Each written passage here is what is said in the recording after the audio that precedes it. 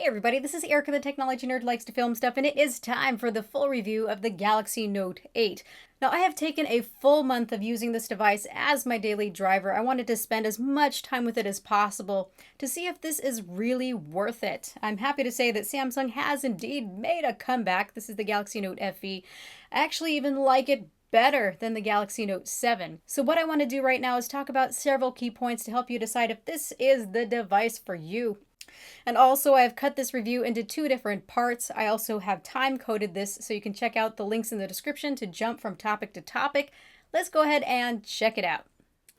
So let's start off with doing some looks and size comparisons with several other devices that I have here on the desk, including the Galaxy Note FE Fan Edition. So this is the Galaxy Note 7, really, by any other name.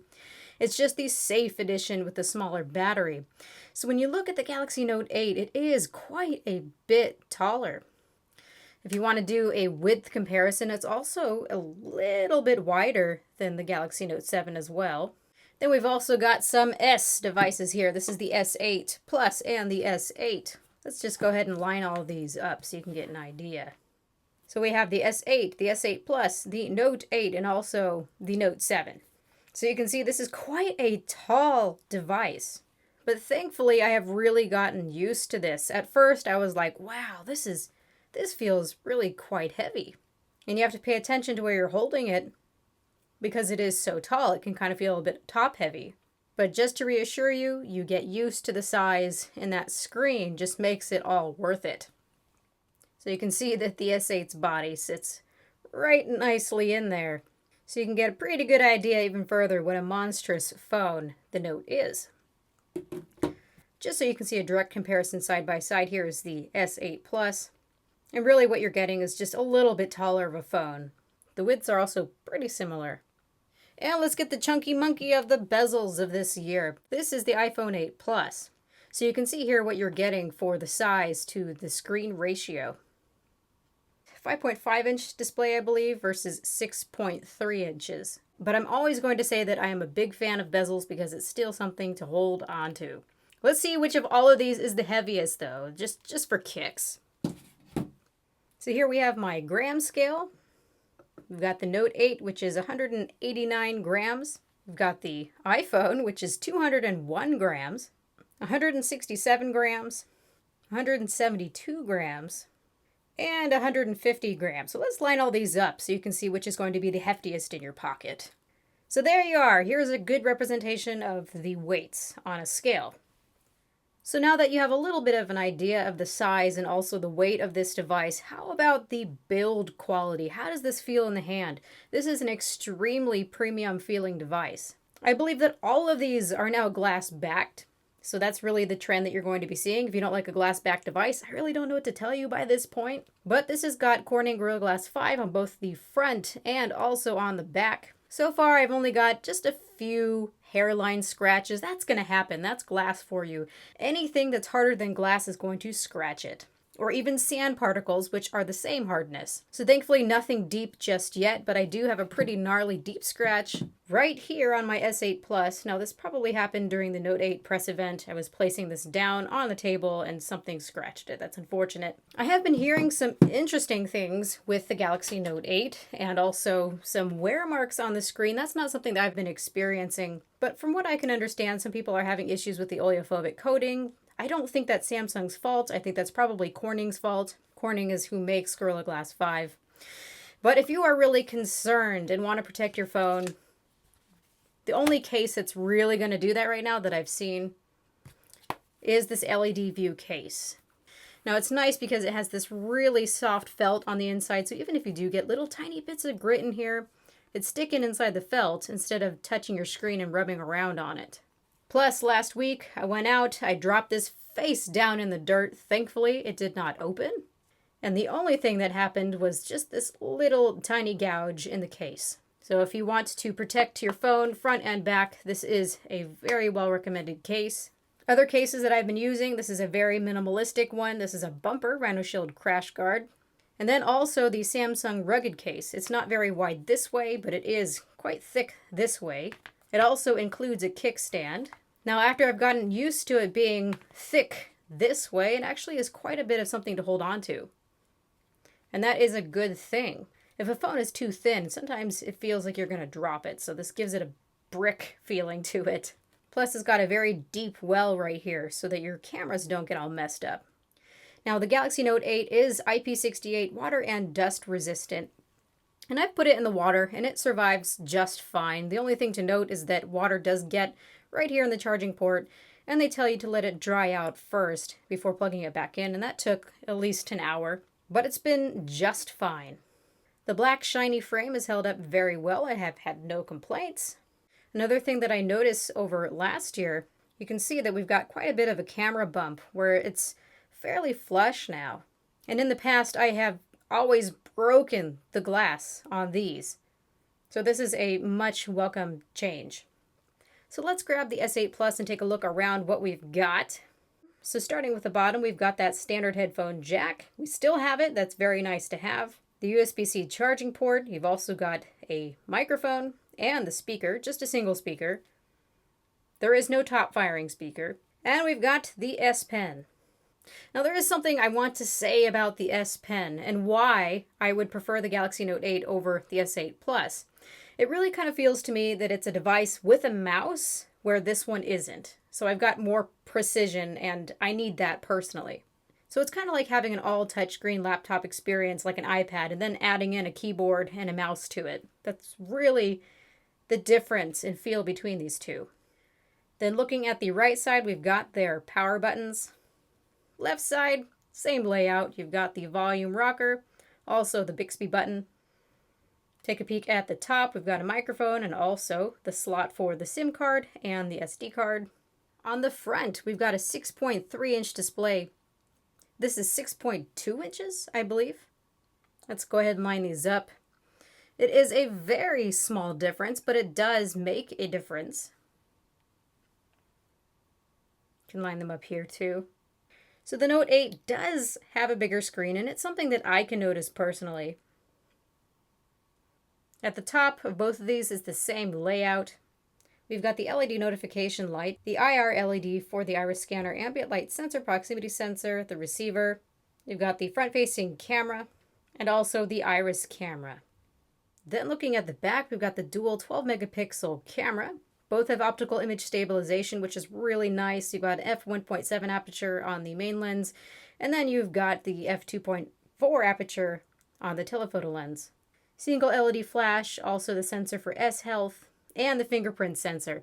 Now, a lot of people are going to be still quite frustrated with the location of this. You can see it's on the same spot as the Galaxy S8 was. Now, muscle memory is going to kick in for you.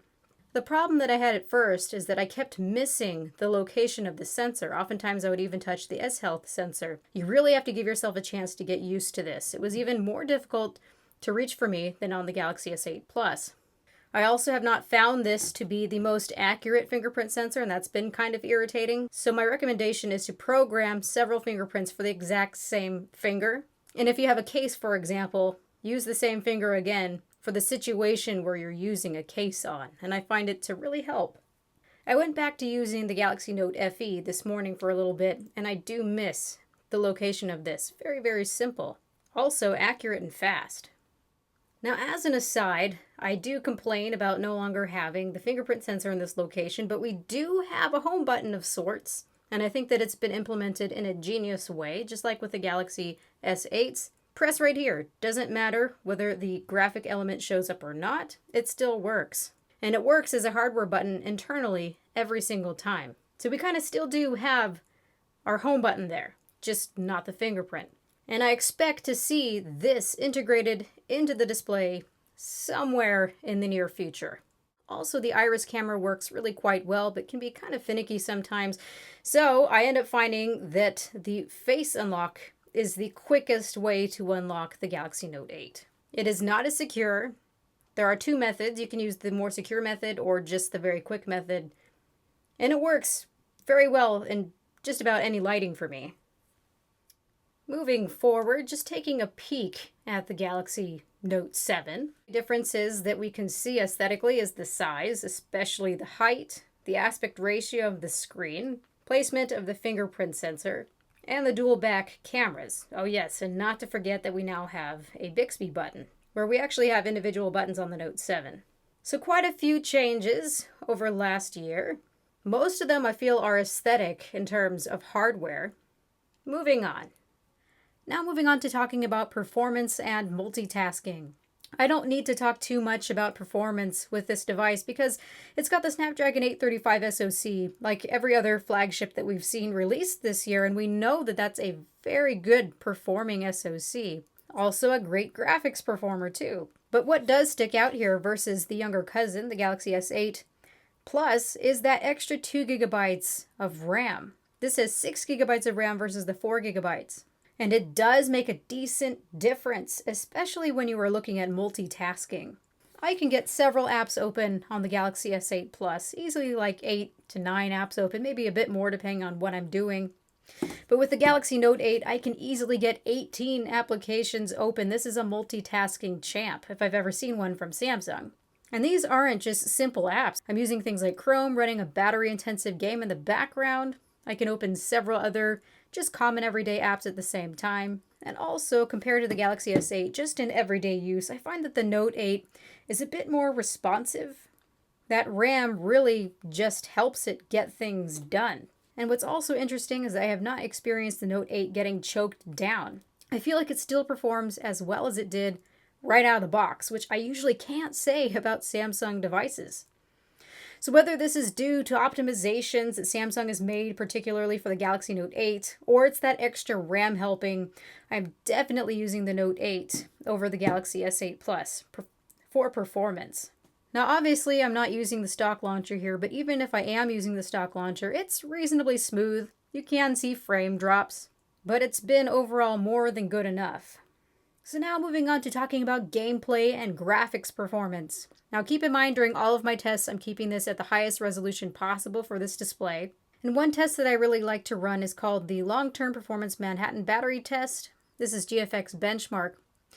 And what I'm able to show here is it's running the same loop over and over again, and you can see there's many iterations here. And we're seeing how long it can keep peak frame rate performance until thermal throttling really kicks in.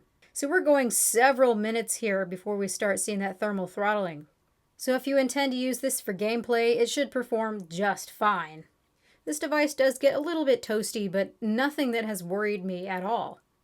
So how about battery life? This is a 3,300 milliamp hour battery inside of it versus the Galaxy S8 Plus, which has a 3,500 milliamp hour battery inside of it. Now the Note 8 has a little bit larger of a display. This is 6.3 versus 6.2. And I'm getting about the same battery life on both of these devices, even though this has that slightly bigger display. I can easily get 5 hours of on-screen time on both, and depending on what I'm doing, or if I have a bit easier of a day, I can get 6 hours of on-screen time. Now during the day, I'm mostly on Wi-Fi, although I do go on LTE. I don't turn on Bluetooth. I don't really use it much. I keep the screen about halfway for brightness. And I'm constantly using my phone as a mobile office, so I'm checking emails, I'm watching YouTube videos. I also love to use my cameras, I love to take pictures, and I'm getting through the day just fine. I'm hearing a mixed bag for battery life performance, but for me, I'm a pretty heavy user, and I haven't had any issues at all. So for battery life, I find them both to be about roughly the same. One thing that does disappoint me though is that we still only have Quick Charge 2.0 charging technology. This is not the fastest quick charging phone out there, but I do appreciate the fast wireless charging. So overall, this is a great performing device, and I actually expect this to age pretty well. Seeing how it does with that 6 gigabytes of RAM, that's really a sweet spot here. So in this next part of the review, I want to talk all about this display. This is a gorgeous, gorgeous display, as long as you get a good one. So what do I mean by that? Well, with AMOLED displays, I often find that it's a lottery, and it's no different with the Galaxy Note 8 displays. Sometimes you'll have perfect uniformity. I can't see it getting any more perfect than what I have right here on this unit, but some units will have a little bit warmer color temperature up here, maybe a little cooler down here. Some displays might have lines through them. You never know. AMOLED is a very finicky tech, so if you get a display that is not perfect, go and exchange it. I haven't had any pink display problem with this at all. I haven't seen any pink ones. But I have had people email me and complain to me that the color temperature of their display and the quality and look of their display is not as good as some other ones that they have seen. Now this is a review unit, but I've also had a T-Mobile unit that looked just as good and uniform as this when side by side. So it's very possible to get a nearly perfect looking retail unit, or perfect, whatever strikes your fancy. But I couldn't be any happier with how this looks. So this display gets nice and bright. I haven't had any issues with seeing it in direct sunlight. This is 6.3 inches. This is a huge screen. And if you compare it to the Galaxy S8 Plus, you can see that the Note 8 display is indeed just a little bit bigger. But what ends up really making me want the Note 8 display over the Galaxy S8 Plus is that there is more flat surface area than on the Galaxy S8 Plus. You can see there is more of a soft slope for the curve here. So more of the display is curved versus what's on the Galaxy Note 8. So there is more flat surface area for the Note 8. And what ends up happening with that is that we have slightly less glare on the sides of the screen. And there's more flat surface area for me to write with the pen. So for me, this makes all the difference. I very much prefer this flatter screen. But still, really, how could you go wrong with either one? It's a matter of taste. But the flatter display feels more practical for me. You can see it's more steeply curved. Now what I'd like to do is talk about how well this display is calibrated, also talking about the different calibration modes that we have, where you would use them, and also I'd like to compare the calibration to the iPhone 8 Plus. So that's a lot there. So let's just start off with these calibration modes and I'll tell you what they are, what they do. So we got the adaptive display mode. This one does not conform to any calibration standard at all. It just looks pretty, it's nice, it's bright, it's oversaturated. And it's nice that you can control the white point. So you can see you can make white look cooler, you can make white look warmer. You've also got some advanced options so you can hone in more and control the levels of red, green, and blue. So that's nice, especially for people who like to have the color temperature of the display a little bit on the cooler side. That's me too. But what if you want something that conforms to a calibration standard? Your first move should be the basic mode. Immediately you could see that the color temperature turned to something a lot warmer. So this is the sRGB mode. And sRGB is the calibration standard that really applies to all consumer content, web content, content on YouTube, content on Netflix and Hulu. If you take pictures with this phone, if you want them to look right, look at things with a basic mode. Now I did my measurements and it's pretty darn close to the sRGB calibration standard. The coordinates for the color space look pretty darn good. The white point is just a little bit too warm. It should be targeting D65 white. And instead of 6,500 Kelvin, it's like 6,300. So it's a bit on the warm side. Same thing for all of the other modes here. Where it's really off is with the gamma. It should be targeting gamma 2.2 so that the contrast and all the colors look right. If the gamma is too high, you end up dimming the look of the image and also saturating the colors. So I don't know why Samsung does this. They do such a great job getting the profile to look like sRGB, but then they have that higher gamma.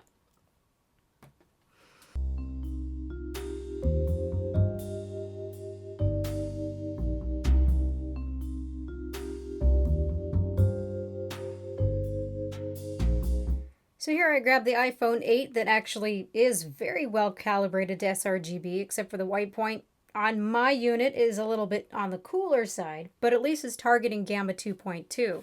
So you're going to see differences in whites here. But when you look at the colors between them, you can see that the higher gamma colors look more dim and more saturated, especially when you look at the blues and the reds, and even this yellowish color for the Google logo. So it does make a difference when you have higher gamma. Messing around with the gamma is going to change how the colors look. So I end up preferring, for an accurate calibration mode, the iPhone, even if it does have a bit more cooler of a color temperature. But the iPhone 8 that I measured pretty much had spot on the correct color temperature for 6,500 Kelvin. Now this is getting really picky, but I just wanted to show you the difference. Sure, it's really quite calibrated well, but it does have that higher gamma, which is going to throw the colors off. And maybe not be as accurate as they want you to believe, but most people don't use the sRGB mode, so it begs the question of how much does it really matter? Then we've got the AMOLED photo mode, which has the same color temperature, also that higher gamma, but its coordinates do match the Adobe RGB color space. So if your content is encoded in Adobe RGB, this is what you'd want to use, such as if you're editing photos with a wider color space in Photoshop.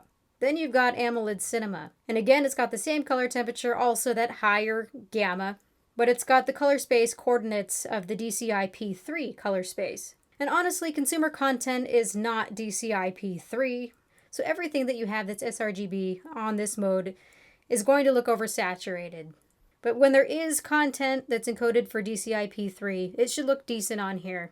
And I think either way that they all look pleasant, although honestly my favorite mode is this adaptive display mode, because I can control for that white point. But if we're looking at both of these just for how they are calibrated, the iPhone 8 Plus is better calibrated than the Galaxy Note 8. And that doesn't shock me. It just doesn't have that really nice contrast ratio, those really inky blacks that AMOLED promises. But Apple really cares to get things correct. It just really seems to be a lottery for the white point. Like I said, my iPhone 8 was spot on. But I prefer just a tiny bit cooler of a color temperature anyway than 6,500 Kelvin, so I'm not bothered at all. And just on a last note, the iPhone also offers Apple P3, which offers that DCI P3 color space. And just like with the Galaxy Note 8, the coordinates are spot on. Both of them do a fantastic job of getting those color coordinates where they should be for the DCI P3 color space. But what's really cool about the iPhone is that its default color space is sRGB. And only in some places, like in certain applications or in photos, do they offer that wider color space. So everything here is oversaturated where Apple actually uses color management. So things that are encoded for that wider color space will use that wider color space and they will look right. And things that are encoded for sRGB will use sRGB and that will also look right. So that's just me being a real stickler. But seriously, both of these displays are gorgeous. It's a matter of taste. I just know that this one's a little bit better calibrated and also they handle the colors the way that they should.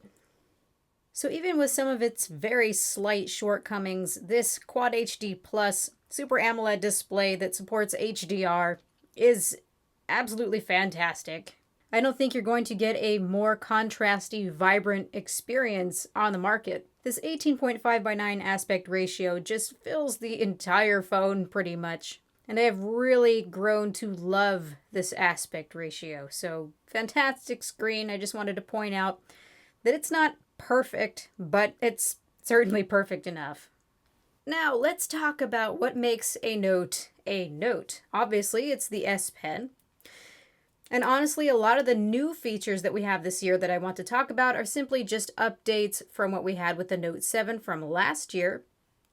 By the way, this is not the Note 7. Hardware-wise, it is. It just has a safe battery inside of it. And it's only being sold in Korea.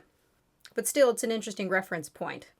The first interesting tidbit, though, is that the Galaxy Note 7 and the Galaxy Note 8 have the exact same S Pen.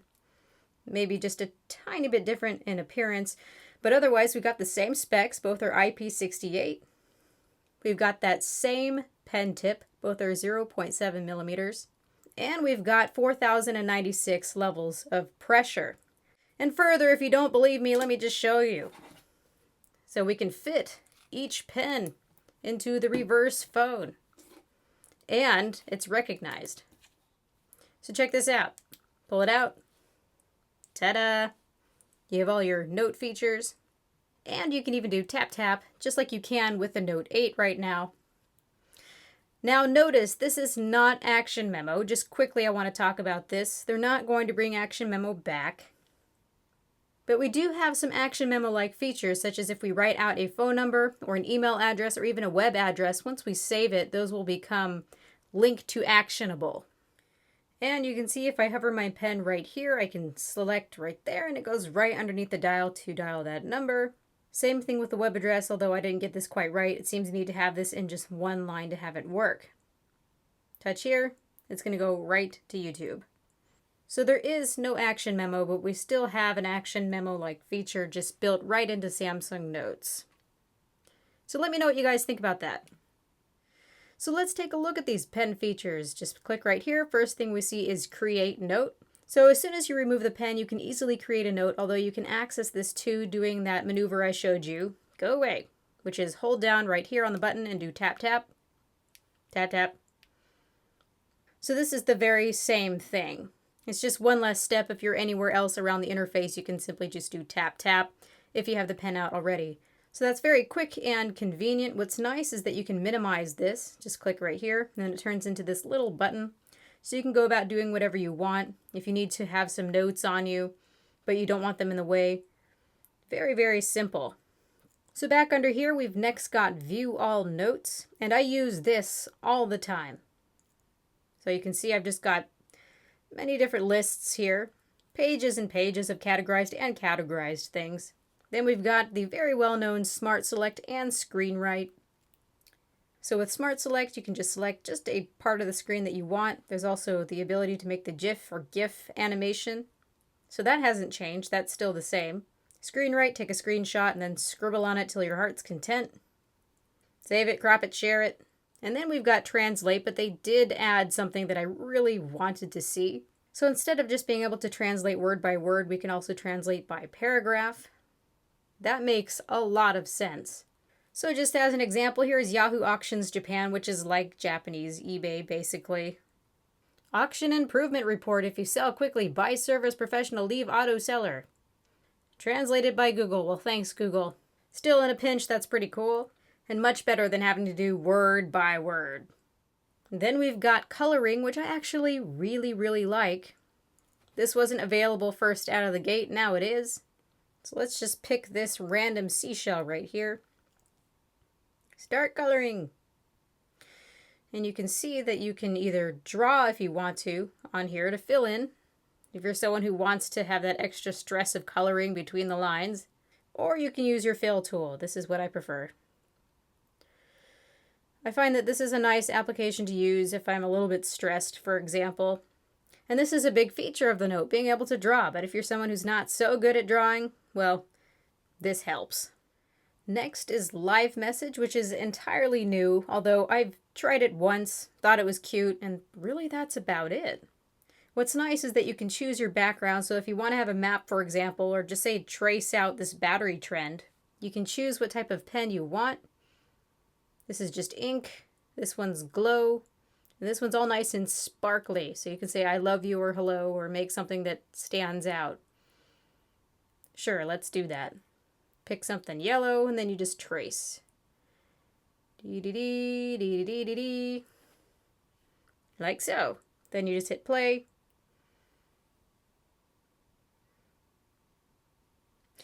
So that's neat. There are just a lot of things that you can do with this, and then afterwards you can save this as an animated GIF. Here we go, out to render. And now it has been saved as an animation in the gallery, and I can access it whenever I want to. I can only imagine what my husband would do if I shared this with him right now. He'd be like, what is that? But the cool thing is that you can do this, and people can say that this is very similar to what you have on the iPhone, but when you do this on the iPhone, it only works from iPhone to iPhone. On here, it's because it's saved as an animated GIF. You can send it to anybody, iPhone or Android. Then during the press event, some people were asking me if Glance and Magnify are still available. Yes, they are. These seem untouched to me. So how this works is just touch here, hit Glance, and it's going to minimize your application for you. Then you can go ahead and hover your pen over it, and it goes and opens the application for you. You can go and do what you were doing, let go, and you see it minimizes it again. So that's nice. That's a direct way of multitasking. And of course, we have the multi-window type feature too, so don't forget about that. Et voila! And Magnify. So when my mom says she's lost her eyeballs, which she means her reading glasses, this would actually be a good feature for her. So we've got maximum magnification. You can see you can choose how much you want it to be magnified, whatever it is you're looking at, and then you just do this kind of thing. Just scroll your pen over whatever element that you're looking at, and it magnifies it. So if you've got great eyesight, this won't be of much use to you, but this is pretty neat. So after looking at those features, what does my basic day with an S Pen actually look like? And I keep grabbing that wrong pen. Well, I actually do take lots of notes, and I've really gotten used to Samsung Notes, and I like it now because they have added a couple of extra things. So let's go ahead and hit View All Notes.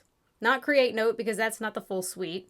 So you've got several things here. You can use text, of course, just type on the keyboard.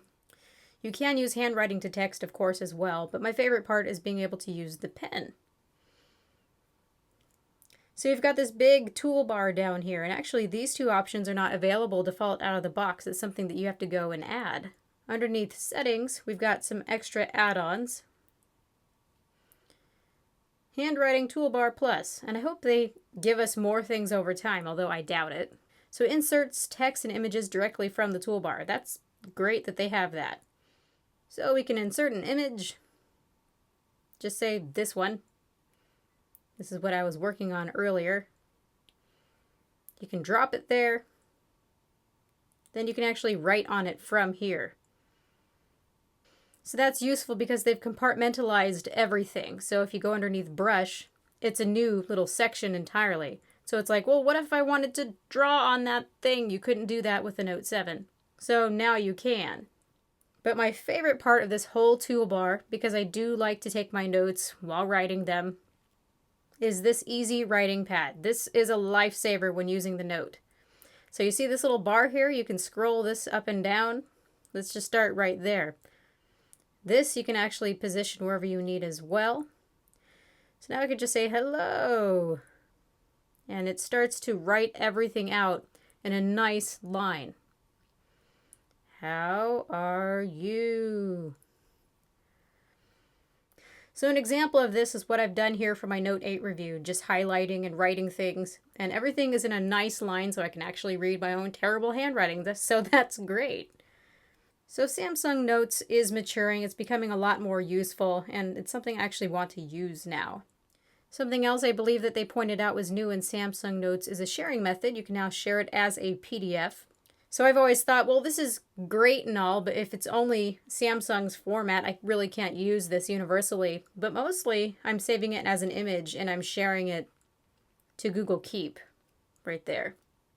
I'm also always using my pen as a mouse. It's just a joy for me to pop out the pen and just start scrolling through the interface. I realize that part of the reason that I like doing this is because I don't want to get my screen all fingerprinty. So that's great. I got better precision. A mouse that allows me not to get grime all over my screen. I'm one of those people who, if I have a touchscreen laptop, I won't touch the screen. I can't stand that. So this helps me with my fingerprint anxieties. I also use Smart Select and Screen Write quite a bit. Translate once in a while. Coloring when I'm stressed. Live message, never. This is cool, but I have other ways of multitasking. A really good one that I always use is being able to sign on a PDF because I'm always being given something to sign. This is just some random document, don't even know what it is.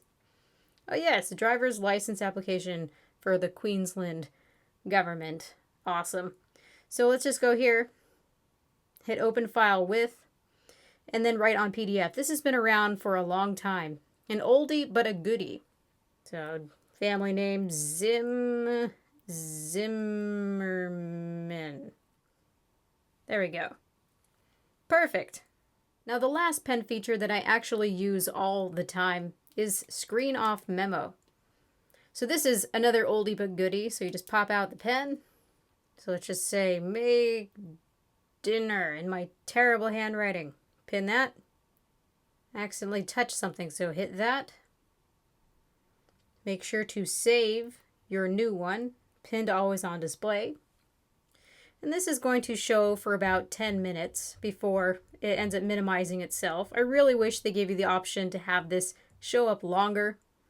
That should be an optimization that they have by now, because then I have to keep remembering to double click on it to open it up again to look at it.